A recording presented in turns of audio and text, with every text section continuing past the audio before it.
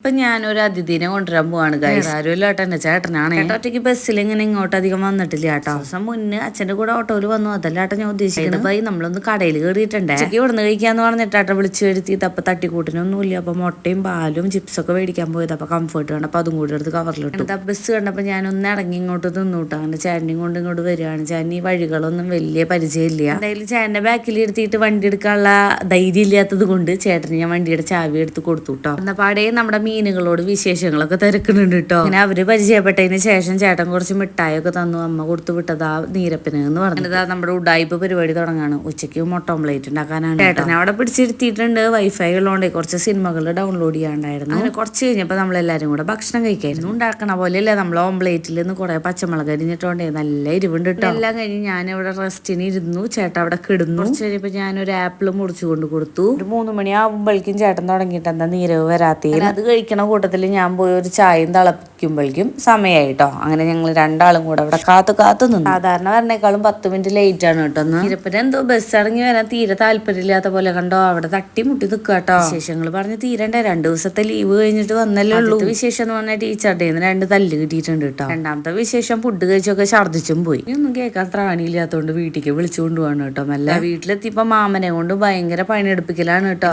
മാമന് കുട്ടീനോട് വല്ലാത്ത സ്നേഹമായോണ്ട് അവന്റെ താപ്പിന് നിന്ന് കൊടുക്കണുണ്ടേ. വലിയൊരാളും അതേക്കിടൂ.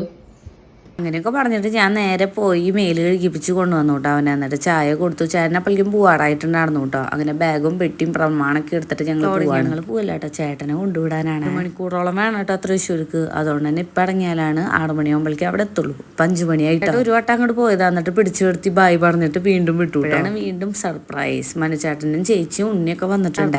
അല്ല കുറച്ച് മുന്നേ വിളിച്ചിട്ടുണ്ടായിരുന്നു. എന്തായാലും ചേട്ടൻ ലേറ്റ് ആയിപ്പോ ഒന്ന് റോട്ടിക്ക് കൊണ്ടാക്കാൻ പോയത്. പിന്നെ ഡ്രസ്സൊക്കെ കൊണ്ടിട്ടാട്ടോ വന്നത്. പിന്നെ ഈ ഹൂസിന് ഓണക്കോടി ഇട്ട് കൊടുത്തിട്ട് പിന്നെ കുറച്ച് നേരം ഫോട്ടോ ഒക്കെ എടുത്ത് കളിച്ച് 7 മണിക്ക് അവിടെ ഇപ്പൊ പോവാണ് കേട്ടോ. ലോക ഫിലിം ബുക്ക് ചെയ്തിട്ടുണ്ട്. അപ്പൊ അത് കാണാനാണെന്നാ പറഞ്ഞ. അടുത്ത വീഡിയോയിൽ കാണാം. Tata bye bye, see U.